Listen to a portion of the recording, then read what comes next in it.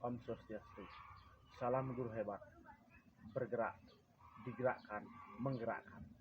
Saya Igusti Putu Rimbawo, calon guru penggerak Angkatan 7 dari SMA Negeri Supeta. Saat ini kita akan mencoba dalam sebuah model kontekstual pemikiran Ki Hajar Dewantara.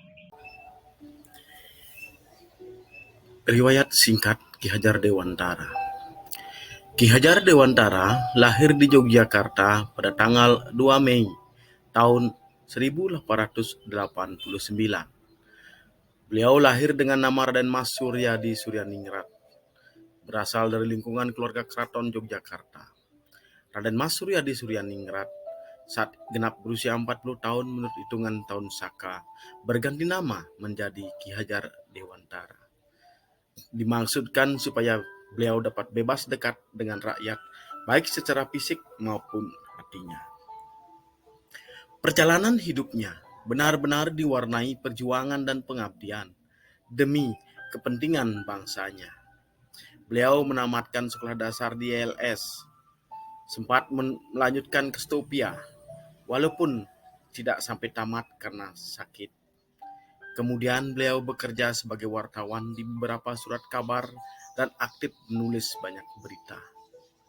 Ki Hajar Dewantara adalah pencetus trilogi pendidikan Ingarso Sung Tulodo, Ing Madio Mangunkarso, Tut Uri Handayani. Beliau juga pendiri Taman Siswa yang adalah sebagai cikal bakal adanya sekolah, dan selanjutnya beliau mendapatkan gelar Bapak Pendidikan Indonesia. Dan serta-merta tanggal lahir beliau dijadikan sebagai Hari Pendidikan Nasional. Pemikiran Ki Hajar Dewantara tentang pendidikan dan pengajaran. Ki Hajar Dewantara membedakan kata pendidikan dan pengajaran dalam memahami arti dan tujuan pendidikan. Menurut Ki Hajar Dewantara, pengajaran atau underwis adalah bagian dari pendidikan. Pengajaran merupakan proses pendidikan dalam memberi ilmu atau berfaedah untuk berkecakapan hidup anak secara lahir dan batin. Sedangkan pendidikan atau upbringing memberi tuntunan terhadap segala kekuatan kodrat yang dimiliki anak agar ia mampu mencapai keselamatan dan kebahagiaan yang setinggi-tingginya, baik sebagai seorang manusia maupun sebagai anggota masyarakat. Maksud pengajaran dan pendidikan yang berguna untuk kehidupan bersama ialah memerdekakan manusia sebagai bagian dari persatuan atau rakyat. Manusia merdeka adalah manusia yang hidupnya lahir atau batin tidak tergantung pada orang lain, akan tetapi bersandar dalam kekuatan sendiri. Pemikiran Ki Hajar Dewantara menuntun dan pamong. Dalam menuntun laku dan pertumbuhan kodrat anak, Ki Hajar Dewantara mengibaratkan peran pendidik seperti seorang petani atau tukang kebun. Anak-anak itu seperti biji tumbuhan yang disemai dan ditanam oleh Pak Tani atau Pak Tukang Kebun di lahan yang telah disediakan. Anak-anak itu bagaikan bulir-bulir jagung yang ditanam. Bila biji jagung ditempatkan di tanah yang subur dengan mendapatkan sinar matahari dan pengairan yang baik, maka meskipun biji jagung adalah bibit jagung yang kurang baik atau kurang sehat dan berkualitas, maka akan tumbuh menjadi baik karena perlakuan dan perawatan dari Pak Tani atau Pak Tukang Kebun. Dalam proses menuntun, anak diberikan kebebasan, namun pendidik sebagai pamong dalam memberi tuntunan dan arahan agar anak tidak kehilangan arah dan membahayakan dirinya. Seorang pamong dapat memberikan tuntunan agar anak dapat menemukan kemerdekaannya dalam belajar. Anak juga secara sadar memahami bahwa kemerdekaan dirinya juga mempengaruhi kemerdekaan anak lain. Kodrat alam dan kodrat zaman sebagai pemikiran Ki Hajar Dewantara yang menjelaskan bahwa dasar pendidikan anak berhubungan dengan kodrat alam dan kodrat zaman. Ki Hajar Dewantara hendak mengingatkan pendidik bahwa pendidikan anak sejatinya menuntut anak mencapai kekuatan kodratnya sesuai dengan alam dan zaman. Bila melihat dari kodrat zaman, pendidikan saat ini menekankan pada kemampuan anak untuk memiliki keterampilan abad 21. Sedangkan dalam memaknai kodrat alam, maka konteks lokal, sosial, budaya murid di wilayah masing-masing menjadi sebuah acuan untuk memperkuat jati diri bangsa.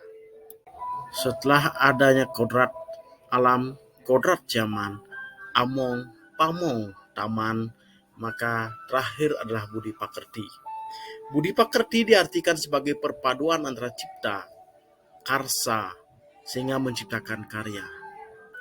Budi pakerti merupakan keselarasan atau keseimbangan hidup antara cipta, rasa, karsa, dan karya.